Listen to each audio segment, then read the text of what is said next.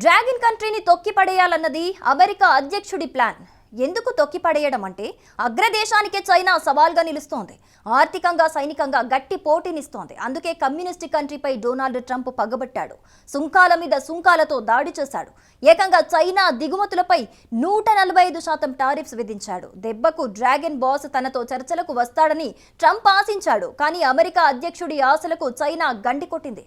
ట్రంప్ను ఊహించని దెబ్బ కొట్టింది. చైనాకు అరుదైన ఖనిజాలు, కీలక లోహాలు, అయస్కాంతాల ఎగుమతిని ఆపేసింది. దీంతో తొలి రౌండ్లో ట్రంప్ పై జిన్పింగ్ పైచేయి సాధించాడు. ట్రంప్ సుంకాలపై చైనా వ్యూహమేంటి? తొలి రౌండ్లో ట్రంప్ పై జిన్పింగ్ ఎలా పైచేయి సాధించాడు? ఆగ్నేయాసియా చైనా మాట వింటుందా? Let's watch.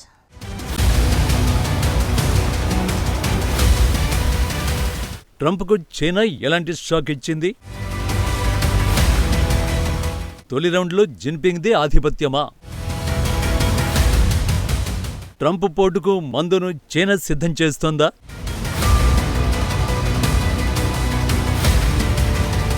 చైనాపై అమెరికా అధ్యక్షుడు సుంకాలతో దాడి చేశాడు.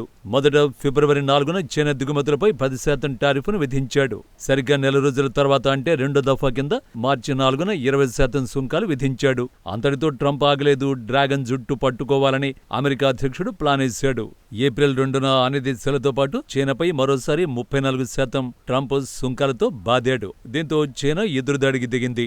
ఏప్రిల్ 2న ట్రంప్ విధించిన సుంకాలకు ప్రతీకారంగా ఏప్రిల్ 4న అమెరికా దిగుమతులపై 34% టారిఫ్స్ ని చైనా విధించింది. చైనా విధించిన 34% సుంకాలపై వెనక్కి తగ్గాలని ట్రంప్ హెచ్చరించాడు. ఏప్రిల్ 8వ తేదీలోగా చైనా సుంకాలు వెనక్కి తీసుకోకపోతే అదనంగా మరో 50% సుంకాలను విధిస్తానని బెదిరింపులకు దిగాడు. డ్రాగన్ కంట్రీ మాత్రం ఏం చేసుకుంటావో చేసుకో అని తేల్చేసింది. వాణిజ్య యుద్ధానికి సిద్ధమైతే చివరి వరకు పోరాడతామని తేల్చేసింది. దీంతో ట్రంప్ ఈసారి మరింత ఆగ్రహంతో రెచ్చిపోయాడు. ఏప్రిల్ 8న అదనంగా 50% సుంకాలను పెంచాడు. దీంతో చైనా దిగుమతులపై విధించిన సుంకాలు 104%కి చేరుకున్నాయి. ఈ సుంకాలు ఏప్రిల్ 9 నుంచి అమల్లోకి వస్తాయని ట్రంప్ తేల్చి చెప్పాడు. 9న మరోసారి చైనా తీవ్రంగా స్పందించింది. ఈసారి అమెరికా దిగుమతులపై ఏకంగా 50% సుంకాలతో భారీ దెబ్బే చైనా కొట్టింది. దీంతో అమెరికా వస్తువులపై చైనా సుంకాలు 84%కి చేరుకున్నాయి.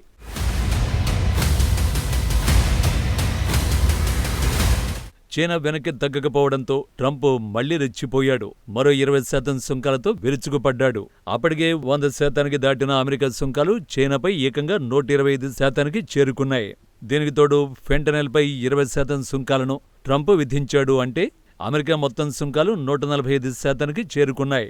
ఇక చైనా దారికొస్తుందని ట్రంప్ ఊహించాడు. కానీ చైనా మరోసారి ఎదురుదాడికి దిగింది. ఏప్రిల్ 11న అమెరికాపై 50% సుంకాలను విధించింది. దీంతో చైనాలో అమెరికా దిగుమతులపై సుంకాలు 125%కి చేరుకున్నాయి. ఇక సుంకాల ఆటను తాము ఆడబోమని చైనా ప్రకటించింది. ఈ టారిఫ్స్ రేటు జోక్గా మారుతోందని ఎద్దేవా చేసింది. రెండు అగ్ర ఆర్థిక వ్యవస్థలున్న దేశాలు వాణిజ్య యుద్ధానికి దిగడంతో ప్రపంచం అయోమయానికి గురైంది.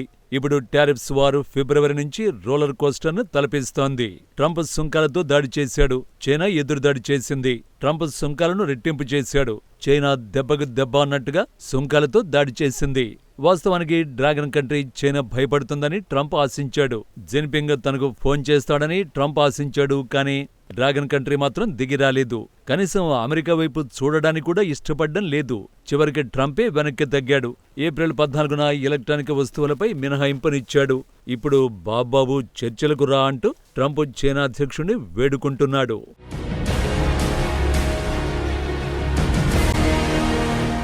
తనకు జిన్పింగ్తో మంచి సంబంధం ఉందని ట్రంపే చెప్పుకున్నాడు. చైనా నుంచి సానుకూలమైన విషయం వస్తుందన్నాడు. కానీ బీజింగ్ నుంచి కనీస స్పందన కూడా లేదు. అమెరికాకు చైనా ఎగుమతి చేసే వాటిలో కీలకమైనవి స్మార్ట్ ఫోన్లు, కంప్యూటర్లు. వాటిపైనే సుంకాలను మినహాయిస్తే బీజింగ్ ఎందుకు దిగొస్తుందో ఆ లాజిక్ ట్రంప్కే తెలియాలి. సో స్మార్ట్ ఫోన్లు, కంప్యూటర్లపై సుంకాల మినహాయింపు చైనాకు ప్రయోజనమా? టారిఫ్స్ వార్లో తొలి రౌండ్లో జిన్పింగ్ గెలిచారా అంటే ఖచ్చితంగా పరిణామాలు అలాగే ఉన్నాయి. ట్రంప్ సుంకాలపై బీజింగ్ పైచేయి సాధించింది. కానీ రెండో రౌండ్లో బీజింగ్పై ట్రంప్ ఎలా రియాక్ట్ అవుతాడు? అమెరికా అధ్యక్షుడిని అంచనా వేయడం కష్టం. కానీ జిన్పింగ్ మాత్రం తన వైఖరిని స్పష్టం చేశాడు. ఇకపై టారిఫ్స్ వార్కు దిగమన్నాడు. మరి సుంకాల నుంచి చైనా అధ్యక్షుడు ఎలా తప్పించుకుంటాడు? ప్రత్యామ్నాయాలపై డ్రాగన్ బాస్ ఇప్పటికే కసరత్తు ప్రారంభించాడు. ప్రస్తుతం ఆగ్నేయాసియాలో జిన్పింగ్ పర్యటిస్తున్నాడు. నిజానికి ఇటీవలి కాలంలో జిన్పింగ్ పొరుగు దేశాల్లో పర్యటించిందే లేదు. పైగా ఆయా దేశాలతో నిన్న మొన్నటి వరకు కయ్యానికి కాలు దువ్వాడు. ట్రంప్ సుంకాల కారణంగా ఇప్పుడు పొరుగు దేశాలకు స్నేహహస్తాన్ని చాటుతున్నాడు. ప్రస్తుతం వియత్నాంలో జిన్పింగ్ పర్యటించాడు. ఆ తర్వాత మలేషియా, కంబోడియాలోనూ చైనా అధ్యక్షుడు పర్యటించనున్నాడు. జిన్పింగ్ ఎజెండా ఏమిటి అంటే వాణిజ్యమే.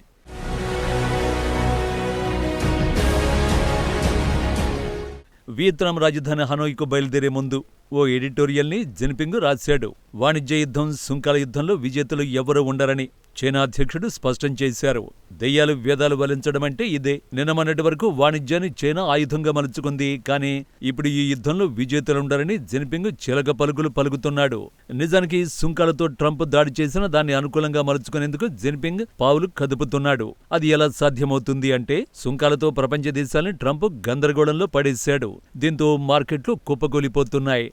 మిత్ర దేశాలు కూడా ట్రంప్పై ఆగ్రహంగా ఉన్నాయి. ఫలితంగా ప్రపంచం అనిశ్చితిలోకి వెళ్లిపోయింది. ఇదే ఇప్పుడు జిన్పింగ్కు అనుకూలంగా మారింది. అమెరికా సుంకాలతో దాడి చేస్తుంటే బాధిత దేశాలకు మాత్రం చైనా రక్షకుడి పాత్ర పోషిస్తోంది. తాను నమ్మకమైన శక్తిగా చూపించుకునేందుకు యత్నిస్తున్నది. ఆర్థిక స్థిరత్వం, పెట్టుబడులు పెట్టేందుకు జిన్పింగ్ రెడీ అంటున్నాడు. అందులో భాగంగానే ఆగ్నేయాసియాలో పర్యటిస్తున్నాడు. ఈ ప్రాంతంలో చైనాకు అతిపెద్ద వాణిజ్య భాగస్వామి వియత్నాం. అందుకే జిన్పింగ్ సంబంధాలను పెంచుకోవాలని యత్నిస్తున్నాడు. వియత్నాంతో మొత్తం 40 ఒప్పందాలు కుదుర్చుకోనున్నట్టు తెలుస్తోంది. హనోయ్ నుంచి చైనా అధ్యక్షుడు మలేషియాకు వెళ్లనున్నాడు.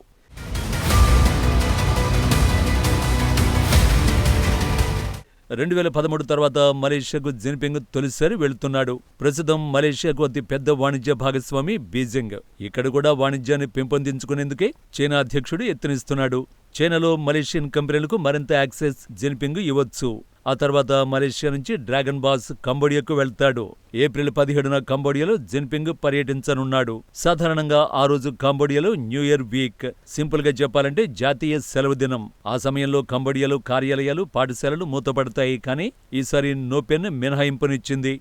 చైనా అధ్యక్షుడికి రెడ్ కార్పెట్ పరుస్తోంది. ట్రంప్ వాణిజ్య యుద్ధం కారణంగా ఆగ్నేయాసియా దేశాలు అల్లాడిపోతున్నాయి. ట్రంప్ సుంకాల దెబ్బకు చైనా వైపు మొగ్గు చూపుతున్నాయి. వాస్తవానికి ఇది సురక్షితమైన ఎంపిక కాదు. ఎందుకంటే చైనా నమ్మదగిన దేశం కాదు. లేదంటే చైనాతో కలిస్తే ట్రంప్ ఆగ్రహానికి గురయ్యే అవకాశం ఉంది. అదే జరిగితే ఆయా దేశాలపై మరిన్ని సుంకాలను ట్రంప్ విధించే అవకాశం ఉంది. నిజానికి ఈ విషయంలో వియత్నాం కూడా ఆందోళన చెందుతోంది. చైనా వస్తువుల్ని కూడా నేరుగా వియత్నాం దిగుమతి చేసుకోవడం లేదు. పైగా బీజింగ్తో ఒప్పందాలు కుదుర్చుకుంటే చౌకైన చైనీస్ వస్తువులు వియత్నాం మార్కెట్లో వెల్లువెత్తుతాయి. దీంతో స్థానిక కంపెనీలు తీవ్రంగా దెబ్బతింటాయి. సో డ్రాగన్తో స్నేహం కూడా కష్టమేనని స్పష్టంగా తెలుస్తోంది.